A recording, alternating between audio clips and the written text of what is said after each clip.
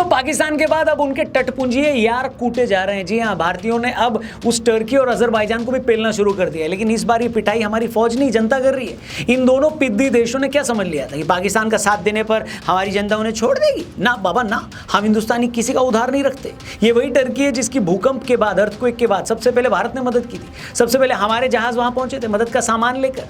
लेकिन इसके बदले उन्होंने क्या किया? पाकिस्तान को हमसे लड़ने के लिए अपने ड्रोन दे दिए। वो तो हिंदुस्तानी ताकत थी कि उसने टर्की के इन शादी वाले ड्रोनों के परखच्चे उड़ा दिए। लेकिन टर्की ने तो एक तरह से पाकिस्तान को हथियार देकर भारत से दुश्मनी तो मोल ले ली है। इतना ही नहीं, जब भारत पाकिस्तान में टेंशन चल रही थी तो इसी टर्की ने नेवल युद्ध अभ्यास करने के बहाने कराची तक अपने पोत भेज दिए। इसके अलावा टर्की के राष्ट्रपति लगातार हर मंच से कश्मीर पर जहर उगलते ही रहे हैं। लेकिन इस बार जो हुआ है उसने हिंदुस्तानियों के सब्र का बांध तोड़ दिया है। हमने भी ठान लिया कि बिना एक भी गोली चलाए तुर्की की इकोनॉमी की कह के लेंगे, और ऐसा करने के भारत के पास एक से ज्यादा तरीके हैं। सिर्फ 2024 में 3,30,000 से ज्यादा भारतीय टर्की घूमने गए थे। इन लोगों के वहां जाने से टर्की ने $400 मिलियन का बिजनेस किया था। अब जैसे ही पाकिस्तान के साथ भारत की टेंशन बढ़ी है और लोगों को पता लगा कि टर्की पाकिस्तान का साथ दे रहा है, तो सिर्फ एक हफ्ते में 60% लोगों ने अपनी बुकिंग कैंसिल कर दी है।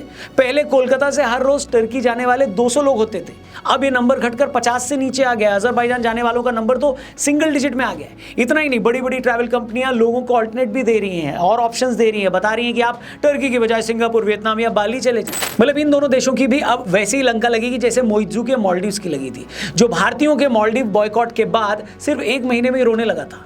उस वक्त मालदीव का जो बॉयकॉट शुरू हुआ था ना, अब तक मालदीव उसे संभल नहीं पाया है। सिर्फ 2024 के अंदर इंडिया से मालदीव जाने वाले लोगों की संख्या 47% से कम हो गई है। जो मालदीव भारतीय टूरिस्ट की टॉप डेस्टिनेशन हुआ करता था, वो एक ही साल में 6ठे नंबर पर आ गया। अब होता क्या है ना, कभी कभी नेताओं को भी अपनी नेतागिरी चमकाने के चक्कर में ये ध्यान में नहीं रहता कि जो बकलोली वो लोग कर रहे हैं उसका इंपैक्ट क्या होगा। मोइत्जू ने भी जब इलेक्शन लड़ना था तब इंडिया आउट का नारा दिया, और अब जीत कर आया तो समझ में आया कि इंडिया ने ही मालदीव्स को गेट आउट कर दिया। वो तो अपनी बकलोली करके इलेक्शन में जीत गया, लेकिन पीछे से पूरी टूरिज्म इंडस्ट्री की लंका लग गई। मतलब अगर मैं लास्ट ईयर के फिगर की बात करूं तो भारतीयों ने सिर्फ टर्की और अजरबैजान में घूमने पर 4,000 करोड़ से ज्यादा खर्च कर दिए। एंड माइंड यू, ये मैं सिर्फ ट्रैवल के आंकड़े दे रहा हूं, अभी तो बिजनेस पर मैं आया भी नहीं। टूरिज्म के बाद भारत टर्की और अजरबैजान से अपना ट्रेड भी कम करने जा रहा है। महाराष्ट्र से लेकर कई जगह के ट्रेडर्स बोल रहे हैं कि उन्होंने टर्की से एप्पल मंगवाना बंद कर दिया है। इसी तरह राजस्थान के व्यापारियों ने भी टर्की से कई चीजें मंगवाना बंद कर दी। 2024-25 में भारत ने टर्की को $5.2 बिलियन का एक्सपोर्ट किया था, जो कि भारत के टोटल एक्सपोर्ट का 1.5% था। इसी पीरियड में टर्की से भारत ने $2.84 अरब का इंपोर्ट भी किया था, जो इस पीरियड में भारत के टोटल इंपोर्ट का सिर्फ 0.5% था। लेकिन भारत और पाकिस्तान के बीच जो विवाद हुआ, जिस तरह से टर्की ने खुलकर पाकिस्तान का सपोर्ट किया, उसके बाद लोग डिमांड कर रहे हैं कि ये बिजनेस भी पूरी तरह से बंद कर दो। आपको बता दें, फिलहाल भारत तुर्की से बेसिक मेटल और स्टील $2.18 बिलियन का खरीदता है। इसी तरह पावर रजिस्टर और टरबाइन 311 मिलियन का, केमिकल और प्लास्टिक 219 मिलियन का, आर्टिफिशियल सामान 185 मिलियन का, मैकेनिकल उपकरण 168 मिलियन का, नॉनवेज और डेयरी प्रोडक्ट $149 मिलियन के हर साल हम टर्की से खरीदते हैं। लोगों का कहना है कि अब टाइम आ गया है कि भारत ये सारा सामान टर्की से खरीदना बंद कर दे, क्योंकि जब तक उसके व्यापार को, उसके बिजनेस को चोट नहीं पहुंचाई जाएगी, तब तक उसे पाकिस्तान का साथ देने की कीमत नहीं समझी आएगी।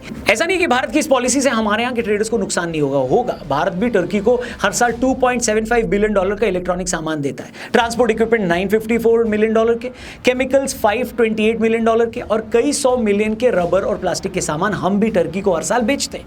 लेकिन सेलर्स यहाँ पर खुद आकर बोल रहे हैं कि जहां बात देश की है, हम देश को पहले रखेंगे, बिजनेस को बाद में।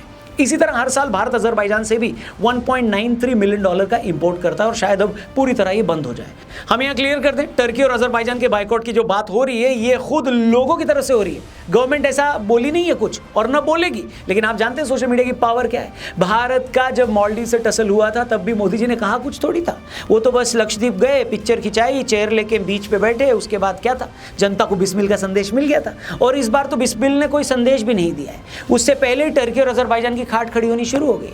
आप हिम्मत देखो इन लोगों की। रिलीजियस एक्सट्रीमिज्म में ये लोग इतने बावले हो गए हैं कि अजरबैजान का एक जर्नलिस्ट ट्विटर पर खुलेआम लिख रहा है और भारत को बोल रहा है कि हमें हमारी इकोनॉमी की कोई परवाह नहीं है, हमारे लिए हमारी दोस्ती बड़ी है, बस 3 महीने रुक जा भाई, अभी टूरिज्म का सीजन चालू है ना। जब 3 महीने हिंदुस्तानी टूरिस्ट नहीं आया तोते उड़ेंगे। आप ये जानकर हैरान हो जाएंगे कि 2014 तक, यानी सिर्फ 10 साल पहले तक, भारत से अजरबैजान कुछ ही हजार लोग जाते थे, वो भी 4 या 5 हजार के करीब, और आज ये नंबर 2.5 लाख तक पहुंच गया। मतलब आप अंदाजा लगा सकते हैं कि कितने % का इजाफा हुआ था। लेकिन अब इनकी टटपुंजिया सरकार सरकार ने खुद ही उड़ता हुआ तीर ले लिया है, तो भैया भुगतो।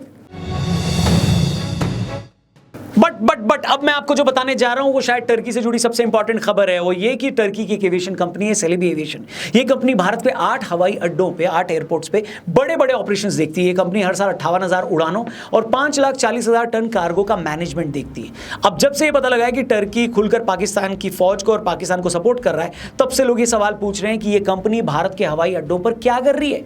इतना ही नहीं, टर्की एयरलाइंस में बहुत सारे पायलट्स ऐसे हैं जो पहले उनकी एयरफोर्स में रहे हैं। अब अगर ये पायलट्स भारत के एयरस्पेस में उड़ते हैं, हमारे यहाँ के पूरे सिस्टम को देखते हैं, जानते हैं, समझते हैं, तो ये भारत के लिए खतरे की घंटी हो सकती है, ऐसा एक्सपर्ट्स बोल रहे हैं। इतना ही नहीं, सेलेबी एविएशन के बहुत सारे एम्प्लॉइज एयर साइड जोन में काम करते हैं, जो हवाई अड्डों के एयरपोर्ट्स के हाई सेफ्टी जोन में आता है, और ये लोग डायरेक्ट सीधे डोमेस्टिक और इंटरनेशनल फ्लाइट्स के लिए कार्गो और पैसेंजर्स के सामान की हैंडलिंग करते हैं। और कहानी इतनी नहीं है दोस्तों, खबर ये भी है कि सेलेबी एविएशन में 10% हिस्सा एर्दोगान की बेटी का भी है। एर्दोगान की बेटी का हस्बैंड वो आदमी है जो टर्की की सबसे बड़ी ड्रोन कंपनी का मालिक है।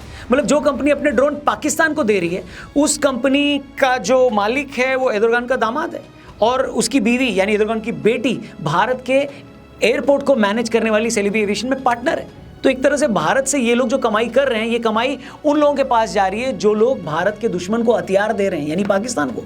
अब बताओ, इससे ज्यादा सेंसिटिव बात कुछ और होगी? जिस टाइम हम ये वीडियो शूट कर रहे हैं तभी खबर आई है कि भारत सरकार ने इस टर्किश कंपनी का सिक्योरिटी क्लियरेंस रद्द कर दिया है और अब ये भारत में ऑपरेट नहीं कर पाएगी। भारत और पाकिस्तान की टेंशन के बीच ऑल इंडिया सिने वर्कर्स एसोसिएशन ने टर्की और अजरबैजान का टोटल बॉयकॉट करने का फैसला किया है। AICWA ने क्लियरली बोला है कि इन दोनों देशों का रवैया भारत के खिलाफ है, इसलिए अब इन देशों में किसी तरह की फिल्मी एक्टिविटी नहीं की जाएगी। इन लोगों ने साफ किया है कि उनके लिए कंट्री पहले है। AICWA ने गवर्नमेंट से भी ये बोला है कि इन देशों के सभी कलाकारों का वीजा रद्द कर दिया जाए और फ्यूचर में इन्हें भारत का वीजा दिया ही ना जाए। आपको बता दें, टर्की में कई हिंदी फिल्मों की शूटिंग हुई है। एक था टाइगर, रेस 2, आमिर खान की लाल सिंह चड्ढा, दिल धड़कने दो, एटसेट्रा एटसेट्रा। जिस टाइम मैं ये वीडियो बना रहा हूं, खबर आ रही है कि JNU और जामिया यूनिवर्सिटी ने टर्की के साथ कोई MOU साइन किया था, वो भी कैंसिल हो गया।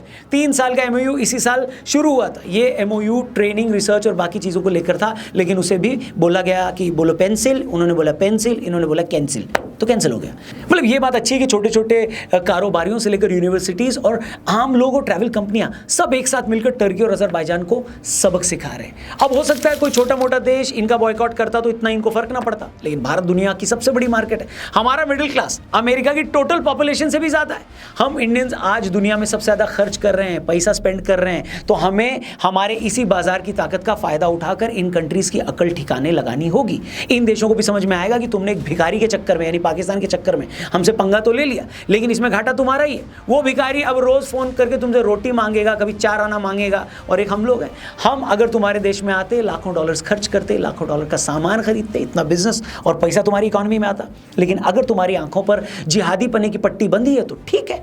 एक बात समझ लो दोस्तों अच्छे से, आज की दुनिया में कोई किसी का सगा नहीं है, हर किसी को अपनी लड़ाई खुद लड़नी है। ट्रंप को ही देख लो, वो भी हर जगह धंधे के चक्कर में घूम फिर रहा है। जिस शख्स के सिर पर कल तक 10 लाख डॉलर का इनाम अमेरिका ने रखा था, आज ट्रंप उसी से हाथ मिला रहा है। आज की दुनिया में ना कोई किसी की लड़ाई लड़ने नहीं आ रहा है, और भारत जैसे देश की लड़ाई तो कोई और लड़ेगा ही नहीं, भारत को खुद लड़नी है। क्योंकि बांग्लादेश, पाकिस्तान जैसे देश तो हमेशा हमसे लड़ेंगे, और चीन जैसा देश हमें आगे बढ़ने से रोकेगा। अमेरिका भी नहीं चाहेगा कि इंडिया ज़्यादा बड़ा हो जाए, इसलिए हमें खुद अपनी तरक्की, अपनी प्रोग्रेस, अपनी इनोवेशन पर ध्यान देना होगा, क्योंकि इसी इनोवेशन के दम पर हम मैन्युफैक्चरिंग हब बनेंगे, दुनिया को अपनी टेक्नोलॉजी एक्सपोर्ट करेंगे, उसी तरह जैसे आज इजराइल करता है, जापान करता है। एक बार हम खुद को उस लेवल पर ले गए जहां आज चीन है, तो फिर किसी देश की हिम्मत नहीं कि वो भारत के फटे में अपनी टांग अड़ा सके, और मुझे लगता है ये दिन जल्दी आएगा, हम सबके कॉन्ट्रीब्यूशन से आएगा। बाकी बॉयकॉट टर्की पर और बॉयकॉट अजरबैजान पर आपका क्या व्यू है, क्या कहना चाहते हो, कमेंट करके जरूर बताइए। क्या जनता सही कर रही है? बाकी जाने से पहले हमारे चैनल को सब्सक्राइब करना और हमारे व्हाट्सएप चैनल को ज्वाइन करना, डिस्क्रिप्शन में लिंक दिया है, ताकि ऐसी वीडियोस डायरेक्टली आपके व्हाट्सएप पर भी हम पहुंचा सकें। Thank you for watching,